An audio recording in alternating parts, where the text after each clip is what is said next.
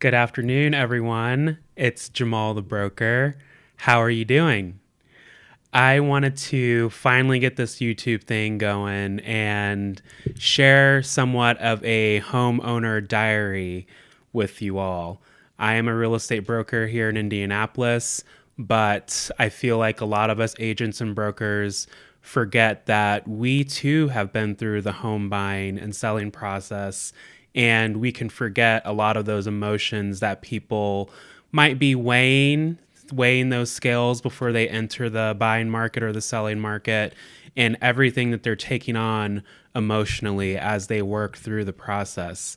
So today I just wanted to take some moments and share our personal experience buying and selling, because we just celebrated our 5-year anniversary in our South Broad Ripple home. So let's get into some of the nitty gritty of how our experience has been with the buying and selling process and how the home ownership experience has been in our new bungalow.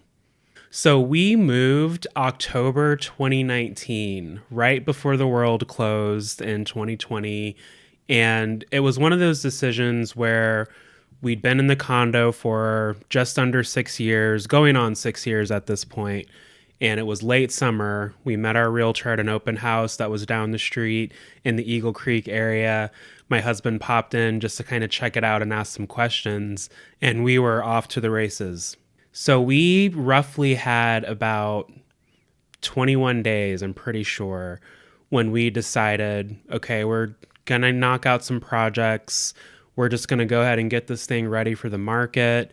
It was one of those decisions that we'd heard, the spring might be better to sell versus the fall. So for a couple of years already, we'd kind of played with the idea and put it off because it just wasn't the right time for us. We wanted to do all these projects. Everyone thinks they need to paint every surface and every wall and replace every floor, and that's just not the case in most cases. But as a consumer, this was before I had my real estate license, we had those ideas in our head. We have to get everything remodeled and changed before we make a move or before we sell the condo, and all of the what ifs, right? So we decided late summer, August 2019, that we were just going to go ahead and get the condo ready and just get it on the market. And we were going to move forward towards a new house. Where that new house was going to be, we were not sure. If you listen to my podcast, Roots and the City with Jamal the Broker, you will hear an episode about active listening where I actually had my realtor, Shay Ellington, come on and talk about active listening. Through working with Shay and having a couple of meetings before we actively started to get the condo ready for sale and to try to figure out what neighborhood in Indy we wanted to be in, he was really able to ask questions and listen to the things that we were saying to help us pinpoint, okay, maybe Broad Ripple is where we need to be.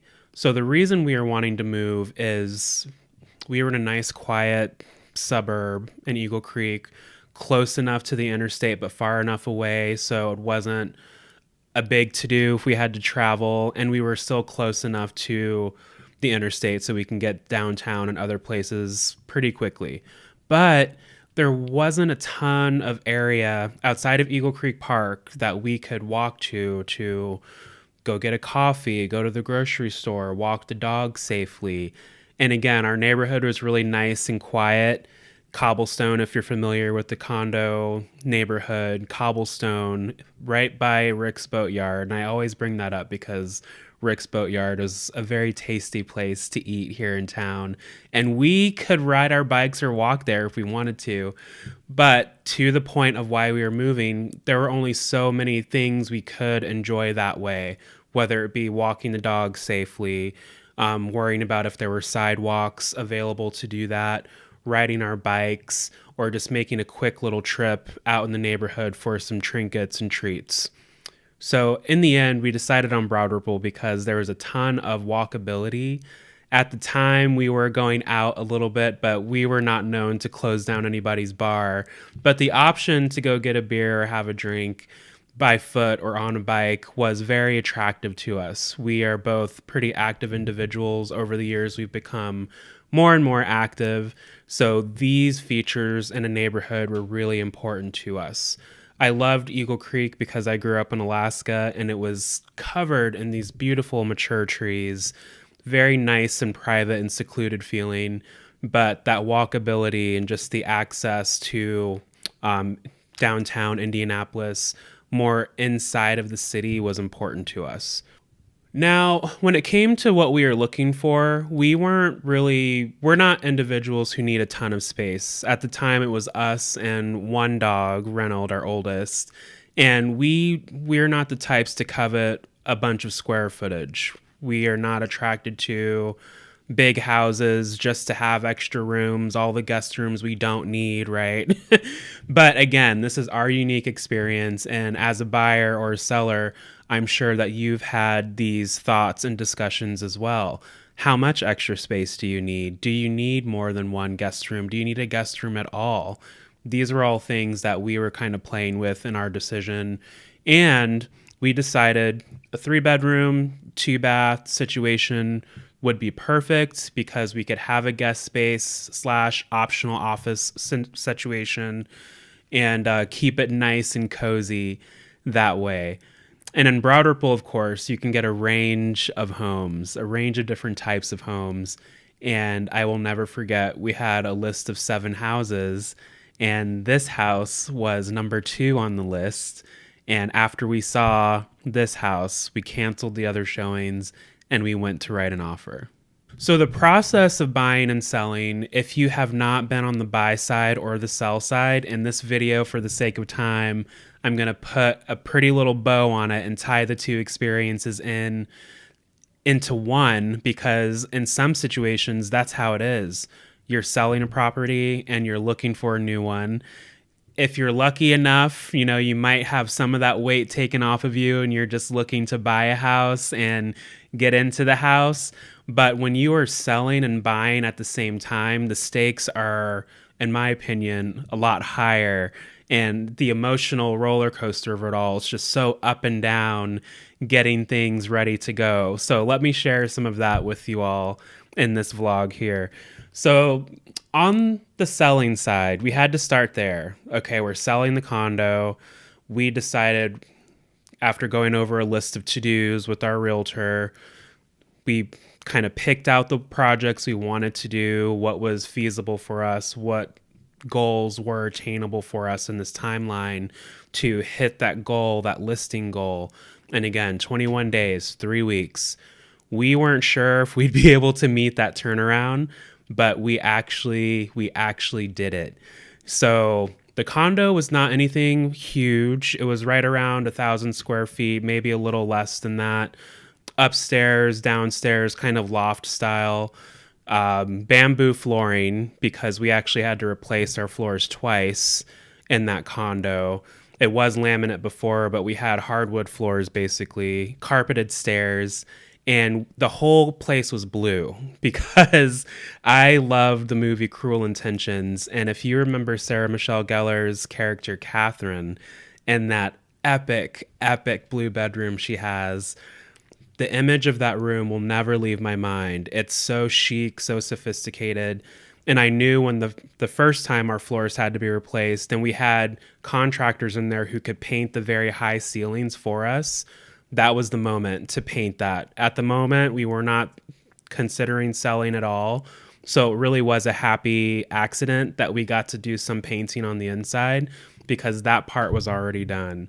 So for us, we did have the worry of, holy crap, this place is blue. We think it looks good, but is everyone else going to think that it looks good? And that's one of those things you have to have in your head as a seller.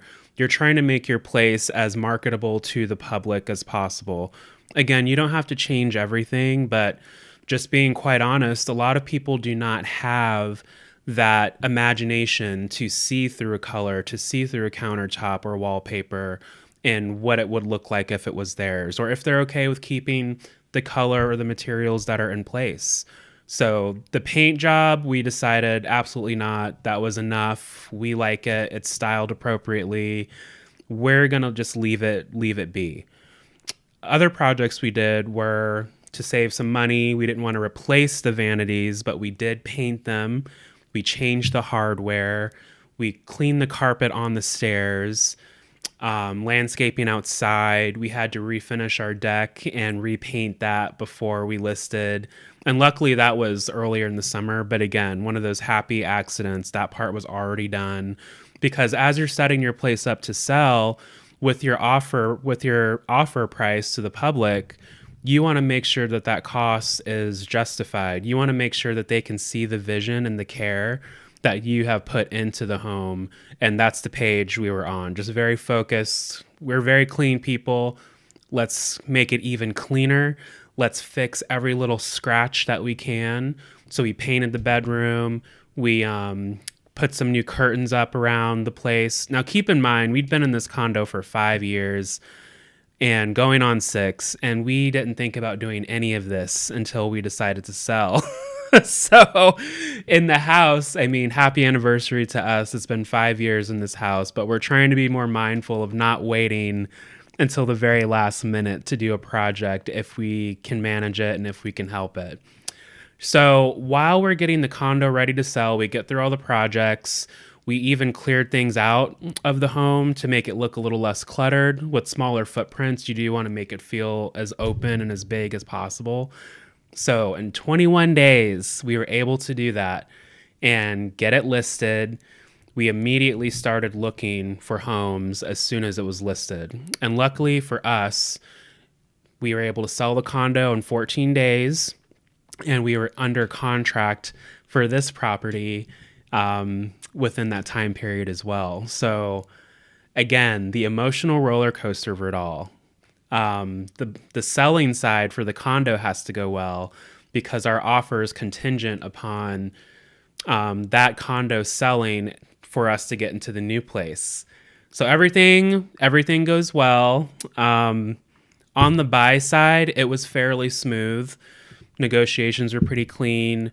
Inspections came back good, except for one we'll get into, and I'll share a story for you. But it got me to thinking about homeowner etiquette when you're leaving a property.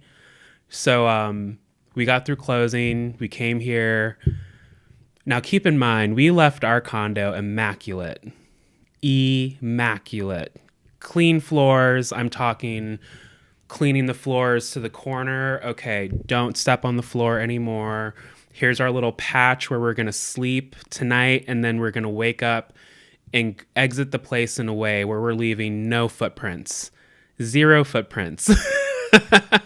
So when we came to this house, and keep in mind, I am allergic to cats and pet dander. It can be pretty bad. When I tell you there was not a surface wiped or swept in this place, it really got me thinking, man, I wonder how well their agent prepped them for this, because we knew today was moving day, it's closing day. All of this was happening on the same day. So when I tell you we were pulling up with our truck, had it parked, went to closing. When we came after closing, they were still emptying the house. So I just wonder, like, what is the owner etiquette there? Because if it were me, I would want the buyers to come into a place that was very as comfortable as can be. I mean, the house was built in 1947. There were no major updates done, but it was still a very cute property. The least we can do is vacuum, sweep, mop, I don't know, clean a window. None of that was done. But again, everything went well. We got into the house, keys were traded, the property is ours. So again, this was all going on at the same time. We had the pressure to get the condo ready for the market. We got it listed, and then we had to find a home and then hope that everything stayed on track.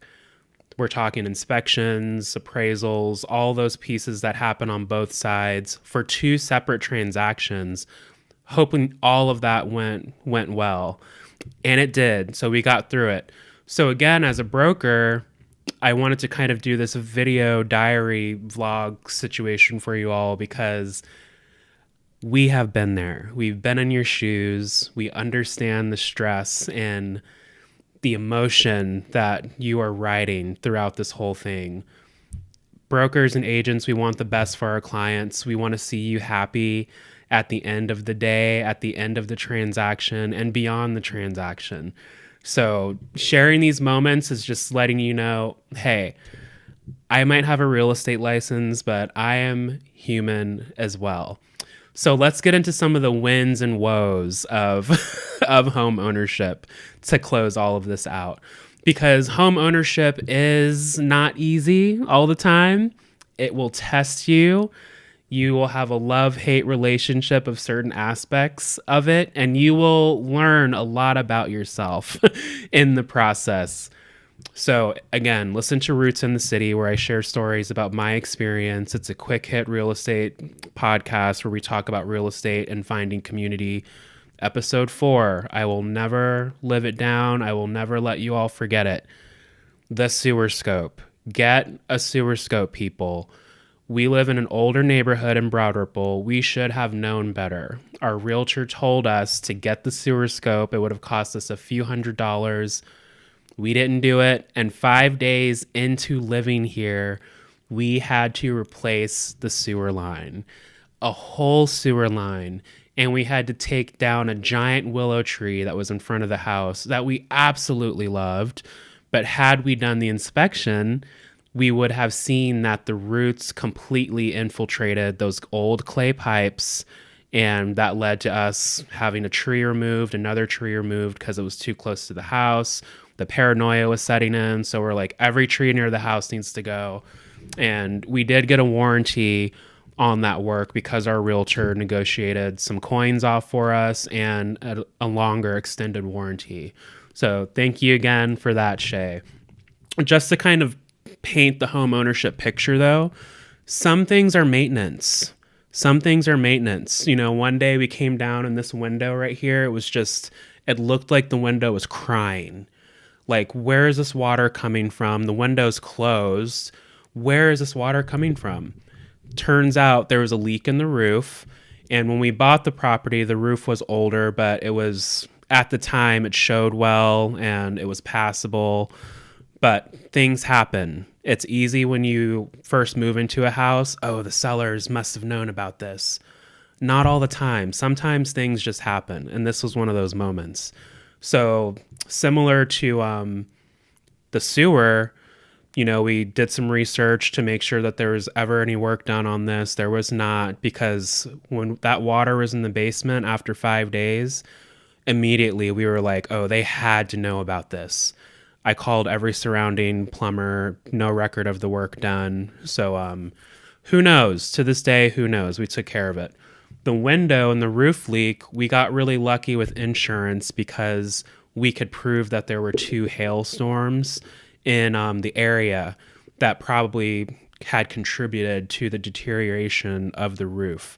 Now, a lot of brokers and agents, I've noticed, do not rely on that. Sometimes I hear agents and brokers just say, oh, call insurance. You can get this and this and that. That's not how it goes all the time. We were very lucky and we could prove that there were, I believe, 3 hailstorms in the time that we'd been living in the property. So we were able to just pay our deductible and get out that way. Now, it's very reckless for brokers and agents to be telling clients that, because if you get into a home you love and your roof falls in, we don't know what insurance is going to cover until their investigation's done, right? So keep that in mind. We got really lucky with that project. We had to replace a water line in the front of the house. We were just looking at it one day and we were thinking, okay, the plants over here are growing much faster than the plants over here. And why is that corner always wet? It's always damp, that corner right by the front porch. What is going on? There was a water leak in the water line. Who would have knew? But home ownership, it will surprise you that way because it always feels like there's something. but you know what you're signing up for. So we knew when we took this property that was built in 1947 that we would have some projects to do. You do your best to have an emergency fund in place and a plan in place, but things happen and Mother Nature happens and it all happens on its own time. Recently, we had more water in the basement because our sump pump died and we did not have a backup installed. We got lucky. It wasn't a full flood. There was just some water coming up from cracks, which was terrifying because holy crap, am I going to walk down into the basement and there's just like an ocean of water down there. But Hope Plumbing, shout out to you all. You came out and took care of us, and now that's in place. So think about the timeline. We've been in this house for 5 years. We've replaced a roof, a sewer line, a water line. We've really done no fun, pretty projects. All the HGTV stuff a lot of you think happens when you buy a new house. All the mechanicals are new because those systems are going out. And the deck, it's kind of like sloping, but it's still standing. So that's the next project. If you check out my TikTok, Jamal the Broker, you will see that we took down a privacy fence that we had when we moved in here, changed the fence.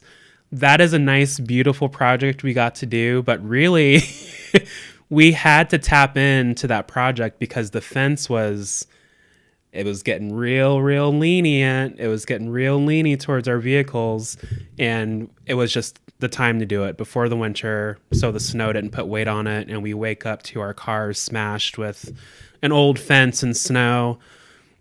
There's been a lot, but there's also, with all the woes come the wins. Think about when you own a property, all these updates you're making. That plays into your equity and your property value.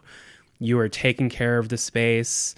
And if you are home buying and you're in a realistic mindset, there's going to be stuff that you have to fix. There's going to be stuff that you have to take care of. You can do your best to control what happens and when, but most of the time, you're just going to need to be ready to respond.